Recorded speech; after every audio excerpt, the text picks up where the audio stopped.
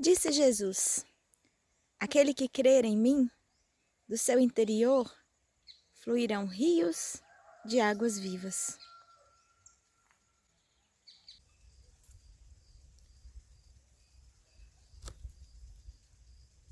Já fazem uns 4 anos que a gente comprou um sítio aqui em Minas Gerais. E agora que eu estou em Brasília, são 1.100 quilômetros se eu quiser visitá-lo. E isso significa um dia inteiro de viagem. Mas toda vez que eu chego aqui é uma riqueza. É uma descoberta de uma árvore nova, de alguma coisa que deu fruto, algum passarinho diferente. E boa parte da beleza toda e da fartura que tem aqui é porque tem muita água. Quando a gente comprou foi uma das primeiras coisas que nos atraiu, porque só aqui tem 3 fontes de água e mais os açudes. E há peixe neles e toda sorte de coisas que a gente planta aqui vai para frente e produz muito.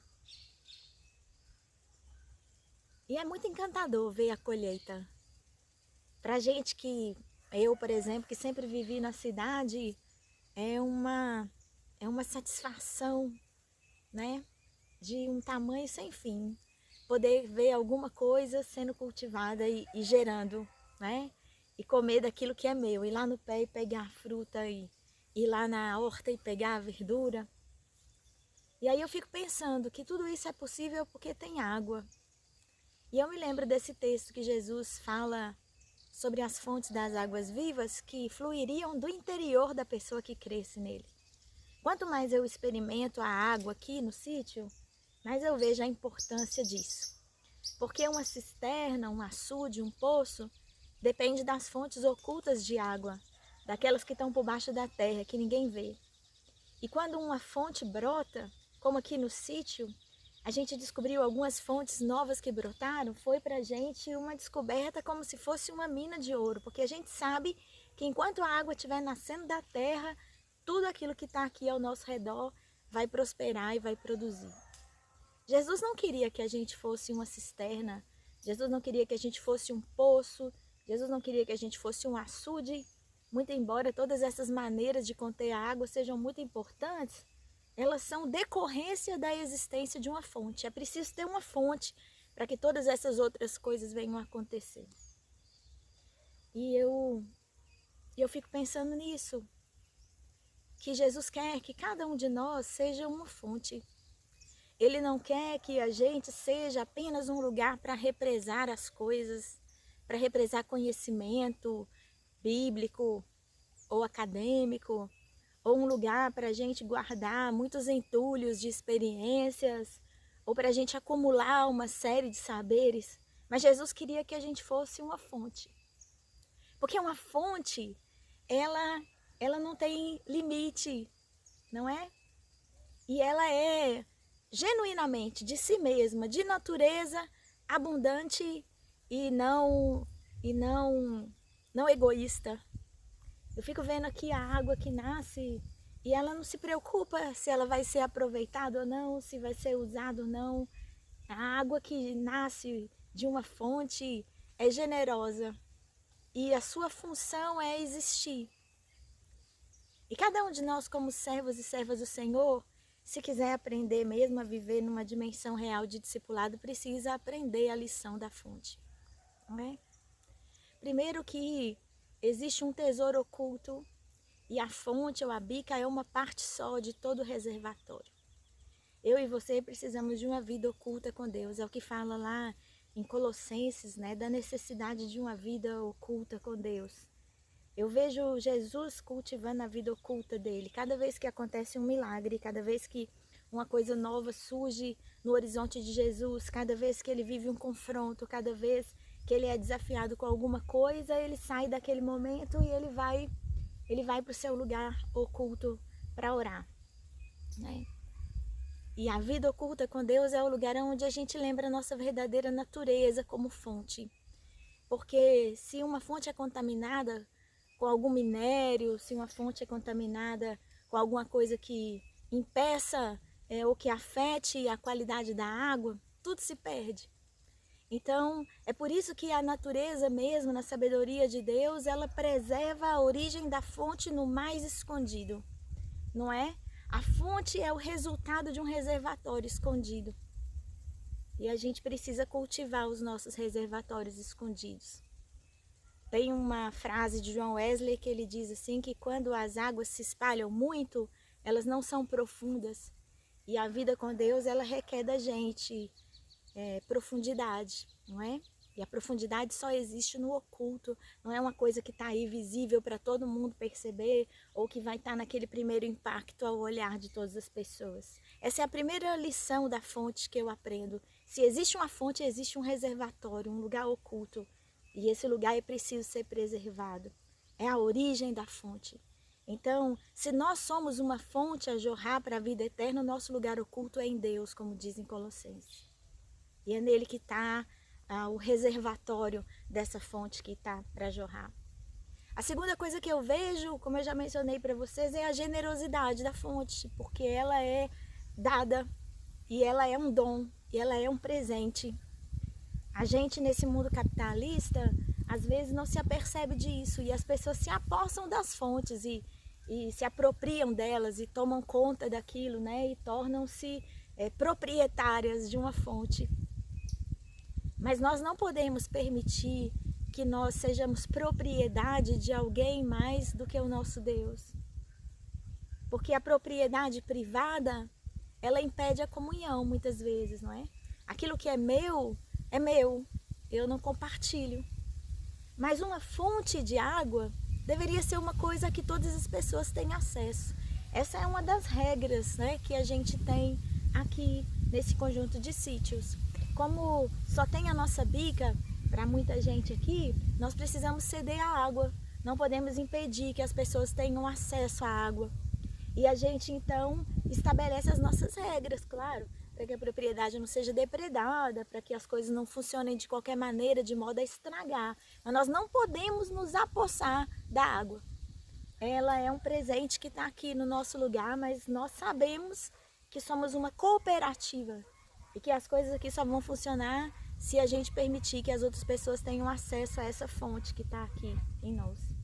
As pessoas no discipulado precisam ter acesso a essa fonte de águas que somos cada um de nós. Então a gente não pode se colocar como depositário último de todas as coisas ou ser essas pessoas que se arrogam de ter a espiritualidade para si mesmas, porque toda a função da fonte é jorrar e gerar vida ao longo do seu caminho.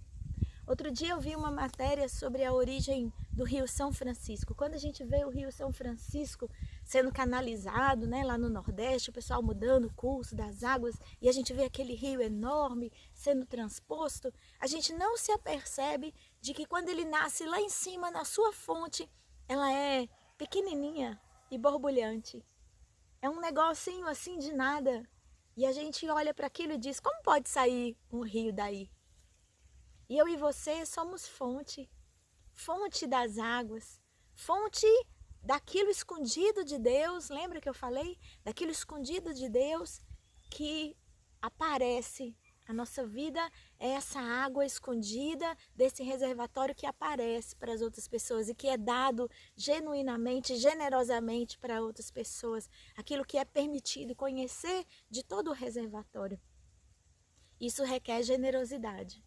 Isso requer abertura para que a gente possa fluir na vida das outras pessoas de um modo a purificar, a matar a sede, a permitir que a vida brote ao longo do nosso caminho. E assim como o Rio São Francisco, a gente pode às vezes começar despretensiosamente, mas nós não sabemos quais são os caudais de águas que vão se formar a partir dessa fonte que é gerada em nós.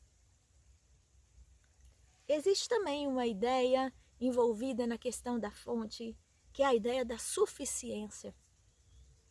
Jesus ele menciona esse momento daquele que crê em mim, do seu interior fluirão rios de águas vivas, quando ele está conversando com a mulher samaritana. E ela estava tão apegada naquele poço, ela estava tão apegada naquela estrutura conhecida, naquele reservatório e no que ele significava, que ela não se sentia suficiente. E ela passa o tempo todo querendo justificar para Jesus por que que ela também tem acesso ao reino de Deus, por que que ela também é parte do povo escolhido, porque os samaritanos, isso, os judeus, aquilo, são todas justificativas. E Jesus diz, eu não quero que você viva de justificativas, de outra forma. Ele está dizendo para ela que quando do nosso interior fluem rios de águas vivas, há suficiência de Deus na nossa vida para que a gente possa gerar outras vidas. E no processo de discipulado eu preciso compreender que tem de haver suficiência na minha vida, no meu ministério, que tem de haver suficiência na minha existência, naquilo que eu sou, não só nas coisas que eu faço, para que a vida de Deus alcance outras pessoas.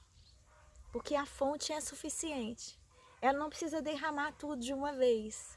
Ela só precisa ser constante, ela é suficiente. O tanto de água que tem aqui no sítio é suficiente a cada dia para o tanto de atividade que a gente tem para desenvolver. E nós não podemos exagerar com a nossa fonte. Se a gente quiser mantê-la, nós temos que usufruir da suficiência dela. E se eu quiser adicionar qualquer outra coisa, eu posso acabar estragando. A suficiência é a natureza da fonte. E a gente, na nossa vida com Deus, precisa acreditar na suficiência daquilo que Deus tem colocado em nós para fluir. Porque aquilo que brota de nós não é nada comparado com o reservatório oculto. Mas muitas vezes a gente está tão preocupado em dar mais, em ser mais e querer comprovar de tantas formas diferentes a nossa capacidade ou a nossa potência que a gente perde de vista a dimensão da suficiência. Suficiência para nós e para as outras pessoas. E a última coisa que eu penso a respeito da fonte das águas é que quando Jesus fala que ela é uma fonte viva, é uma oposição entre a ideia da cisterna e do açude, como eu mencionei no início, mas eu queria detalhar um pouquinho mais agora. Porque a cisterna, o açude, além deles dependerem de uma fonte de água, eles também não são considerados água viva, porque eles são água parada, né? Ou pelo menos água acumulada. E quando fala de água viva, a gente está falando dessa ideia da água corrente, né? Que dá e continua seguindo o seu curso. Jesus quer que eu e você sejamos fontes de águas vivas, águas correntes. Isso significa que a gente tem que estar disposto a originar e a deixar sair de nós. Às vezes a gente quer ser uma fonte na vida das pessoas, mas a gente mesmo quer ser fonte e represa. A gente gera as pessoas, mas a gente as prende, a gente tolhe, a gente centraliza as coisas na gente mesmo. A gente faz isso com filho, filha, a gente faz isso com amigo e amiga. A gente faz isso com o marido, com a esposa, com os colegas de trabalho, com os membros da igreja, com os integrantes da nossa célula. Nós do corpo pastoral muitas vezes fazemos isso com as nossas ovelhas. Mas uma fonte de água viva é uma fonte que gera água e deixa a água aí. Que não retém para si, que não guarda. Porque como é suficiente, também demanda e também entende a liberdade, não é? Porque uma fonte de água viva sabe que ela vai se represar e se perder, não é? Alguma coisa de bom fica ali, sempre fica, porque a água, como palavra de Deus, como símbolo do Espírito, como elemento da natureza, sempre é boa, em qualquer circunstância. Mas quando uma fonte deixa de ser uma fonte de água viva e se torna uma represa, de alguma maneira um pouco do seu encanto é perdido. A gente vê hoje nas fotografias, eu lembro do pessoal falar antigamente sobre um lugar aqui no Brasil chamado Sete Quedas. E as fotos que tem, parecia aquele negócio lá das cataratas do Niágara e diz que era uma coisa grandiosa. Hoje lá é uma represa. E é legal de ver e de visitar e ver a capacidade humana de construir uma represa. Mas a gente não tem a habilidade de Deus para construir uma fonte e nem uma cachoeira do jeito que ela é na natureza, de como ela se desenha por ela mesma. Nós somos fonte de água Porque fonte de água é uma coisa que só Deus pode fazer. Represa é trabalho humano. Açude é trabalho humano. Às vezes até canalizar a fonte e torná-la funcional, útil e acessível é legal, mas é trabalho humano. Fonte é uma coisa que só Deus pode fazer. E eu e você precisamos mostrar, através da nossa vida, que nós somos uma coisa que Deus fez. Porque se nós formos poço, cisterna e açude, nós poderemos ajudar muitas pessoas porque elas virão a nós e vão tomar de nós, beber de nós e ter a sua sede saciada, porque Deus está em nós. E Ele quer estar em nós através do seu Espírito. E Ele fala através de nós. Mas quando a gente é fonte de águas vivas, a gente começa aqui e a gente não sabia onde vai acabar aquilo que a gente fez. Uma fonte de água viva é uma fonte que está sempre vivendo essa novidade e esse encanto. E quando eu penso em discipulado, eu penso também nas coisas encantadoras da vida com Deus. De como a vida com Deus deve emocionar a gente, de como a vida com Deus deve cativar a gente, de como ela deve ser algo também, não só para a gente viver, não só para a gente fazer, mas uma coisa na qual a gente pensa, uma coisa na qual a gente põe admiração, uma coisa a qual a gente se encanta. Como quando eu chego aqui no sítio e eu olho para o resultado da fonte de águas que existe aqui, tem vida para todo lado. Aquela pequena fonte de água ali embaixo é vida para todo lado. E é muito interessante porque o nosso caseiro, por exemplo, às vezes ele vai para a cidade e ele sempre leva uma garrafa de 2 litros de água com ele. E aí a gente fica zoando, mas Puri, ele chama Puri, lá na cidade também tem água. E ele diz assim, mas não tem o gosto da água daqui? E quando eu bebo aquela água lá, eu passo mal. E eu fico pensando nisso na minha vida com Deus. Que como fonte de águas eu gostaria muito que as pessoas pudessem provar daquilo de Deus que sai através de mim, porque lembre-se, o reservatório é Ele. Eu sou só a fonte, mas a origem maior é o reservatório escondido lá com Deus. E quando eu vivo a minha vida de modo a engrandecer o nome do Senhor, as pessoas que bebem de mim, que bebem da minha vida, que bebem da minha experiência, que bebem das minhas palavras, que bebem da ajuda que eu provejo a elas, que bebem das orações de intercessão que eu faço, essas pessoas têm que saber diferenciar o sabor. E essas pessoas têm que pensar, essa é uma fonte de água da qual vale a pena beber. Essa é uma fonte de água que vale a pena eu levar uma garrafinha, encher e levar comigo. Essa é uma fonte de água saudável. Quando eu bebo dela, minha vida melhora. Eu acho que é por tudo isso que Jesus disse que a vida da gente tem que ser uma fonte de águas vivas. Uma fonte de águas vivas. Jesus, ele era assim. Ele era essa fonte. Quando as pessoas encontravam com ele, as pessoas eram tocadas, eram purificadas, eram saradas dos seus problemas. Mas eu acho que mais do que tudo isso, elas eram inspiradas por aquilo que ele significava. É como quando a gente está com muita sede e a gente bebe aquele copo de água bem grande e a gente fala, né? O sabor da vida com Deus, o sabor da sua vida, o sabor de Deus na sua vida, o sabor de Deus através da sua vida, precisa ser uma coisa que inspire as outras pessoas, que traga para elas todo o sabor que existe, toda a vida que existe do reservatório escondido. É por isso que não dá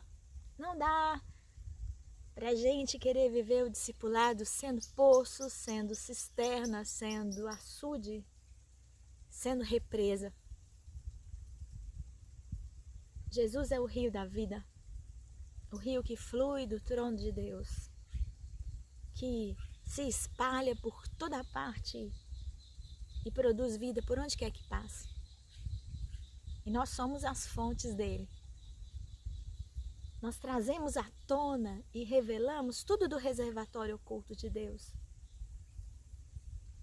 Mas como fonte, nós precisamos nos preservar para que a gente não contamine a água. Aqui também eu tenho esse problema, eu tenho um açude aqui que eu quero muito que ele fique bonito. Ele fica de frente à casa e hoje ele está esvaziado. Porque a terra, ela tem um tipo de ferrugem. E a água, quando fica parada um pouquinho sobre ela, dá uma nata de ferrugem. E fica feio. E a gente queria muito, muito que esse açude ficasse bonito, mas a terra atrapalha. É por isso que a gente não pode ser açude. A gente tem que ser fonte. E a gente tem que forjar um caminho para que as coisas não sejam assim contaminadas. Porque a gente já reparou que a água que sai direto da fonte, ela é empurrada para frente. E aonde ela fez um curso aqui no açude e a água está sempre em movimento, ela não enferruja. A água viva não enferruja. É por isso que a gente tem que ser fonte. Existem muitas pessoas que são açude, existem muitas pessoas que são represa, existem muitas pessoas que são cisterna, porque ainda não tiveram uma experiência com Jesus. Porque Jesus transforma tudo que está represado e parado, e que já é bom, porque todas essas coisas são boas, em algo ainda melhor. Algo que não só alimenta quem está aqui, mas também atravessa os desertos da vida das pessoas. Também atravessa os vales desse mundo, também atravessa as montanhas e chega aonde talvez a pessoa não teria condição de ir lá buscar no açude, mas a fonte leva até ela. Eu quero desafiar você a pensar nessas coisas, porque a natureza é um espetáculo para fazer a gente aprender sobre Deus. Não é à toa que a Bíblia diz que os céus proclamam a glória de Deus e o firmamento anuncia as obras das suas mãos. E sabe outra coisa que nem tem a ver com o versículo-chave que eu preparei para essa meditação, mas que eu fiquei pensando hoje enquanto eu preparava essa mensagem para vocês, eu me lembrei daquele versículo que Jesus diz que o reino dos céus é semelhante a um homem que encontrou um tesouro oculto no campo. E tendo vendido tudo quanto ele tinha, foi lá e comprou o campo. Quando a gente comprou esse sítio, a gente já estava procurando por um sítio há 2 anos. 2 anos procurando. Um estava longe demais, um estava caro demais, um estava feio demais. E a gente já tinha desistido de procurar, quando um amigo de Otávio disse para ele que tinha um moço vendendo um sítio. Aí a gente veio conhecer. E quando a gente chegou aqui, e a gente foi entrando e a gente viu a água e a gente viu as árvores e a gente viu a bica, o olho da gente foi enchendo, sabe como quando vai enchendo assim? É agora. E aí o moço disse o preço e a gente não tinha dinheiro para comprar. Mas o moço fazia bons negócios. Então ele disse que se a gente vendesse os nossos carros, a gente tinha 2 carrinhos velhos, ele ficaria com os carros e daria um desconto nas mensalidades para nós. A gente pegou tudo que a gente tinha, toda a poupança, todo o recurso e mais aqueles carros. E fizemos uma dívida e ainda ficamos por um bom tempo pagando. Mas a gente sabia que valia a pena pagar porque a gente tinha encontrado um tesouro. O tesouro era o próprio campo. Qual é o preço que eu tenho pago para servir ao Senhor? Porque eu me sacrifiquei por um tempo a andar a pé, a abrir mão do carrinho que a gente tinha, a ficar um bom tempo sem saber quando eu ia conseguir fazer alguma reserva e ter alguma segurança de futuro, porque a gente empenhou todo o recurso financeiro nosso. E esse lugar aqui é um lugar de prazer, não é um lugar que a gente vai ter lucro com ele. É um lugar de contemplação, é um lugar de usufruto. O reino de Deus é um lugar de contemplação e usufruto. O reino de Deus não é um lugar em que a gente vai lucrar alguma coisa. É por isso que esse é um tesouro que só olhos especialistas podem ver. Aquele moço encontrou um tesouro e pagou por todo um campo para ter acesso ao tesouro. O maior tesouro que tem nesse sítio é a fonte. Jesus olhou para esse mundo, olhou para mim e para você, e nós éramos um campo. E nesse campo também tinha um tesouro. É a nossa existência, a nossa vida. Embora o pecado esteja aqui ao redor provocando um monte de coisas ruins nesse campo, há uma fonte nele. O nosso espírito, a nossa alma, o nosso ser inteiro, a nossa existência. E Jesus, com seu sangue, é capaz de ativar a fonte. É capaz de fazer a fonte brotar. É capaz de fazer a fonte trazer à tona o que está escondido no reservatório. Jesus é capaz de fazer isso. Ele também vendeu tudo que ele tinha para comprar esse campo, que é esse mundo, no qual existem muitas fontes como eu e você. Quando Jesus fala do tesouro oculto no campo, eu não penso no sacrifício que eu estou fazendo para alcançar o reino de Deus. Mas eu também penso no sacrifício que Jesus fez, vendendo tudo que ele tinha para comprar um campo. E eu me lembro da alegria e da satisfação que eu tive de pegar os documentos desse sítio na mão e dizer assim, agora eu tenho, e é meu. E eu penso na alegria do Senhor, na minha vida e na sua, cada vez que a nossa fonte de águas vivas é ativada pelo poder de Cristo, que toca a rocha da nossa vida e essa água viva começa a fluir. E nós temos acesso ao reservatório de Deus. E a nossa vida traz à tona as coisas escondidas de Deus para que outras pessoas possam beber. E isso me encanta. Eu sou apaixonada por isso. E é engraçado porque a ativação dessa vida também não é de uma hora para outra. Às vezes leva muito tempo para uma árvore aqui dar o fruto. Eu, como fonte, preciso aprender que eu vou ter que ir pingando, molhando, penetrando na terra dura das pessoas que ainda não se descobriram como fonte, para que elas possam florescer. E ao florescer e ao se tornar mais úmidas, como aconteceu aqui no sítio, quando tudo vai florescendo, mais fonte vai aparecendo. Cada dia aparece uma fontinha de água aqui num lugar diferente. Porque existe uma fonte principal que faz a vida florescer e concentrar. E ao gerar essa floresta aqui ao redor, novas fontes vão aparecendo. Eu quero desafiar você a ser essa fonte que flui do reservatório de Deus, que produz vida ao seu redor, com paciência, às vezes ao longo de muito tempo, ao longo da nossa vida toda.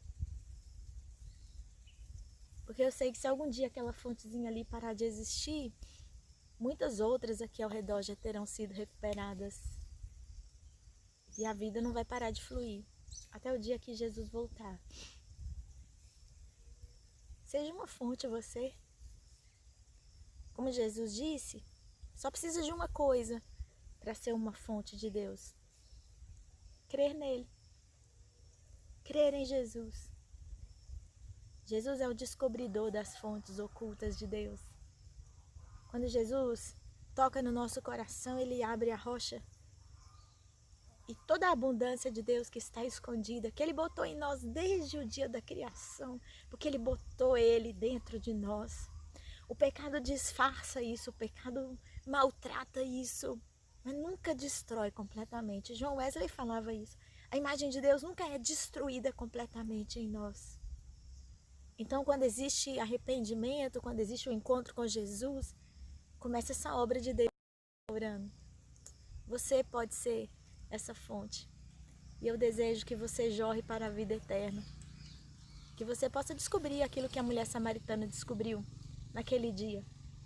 E abandone a segurança dos seus poços, dos seus açudes, das suas represas espirituais.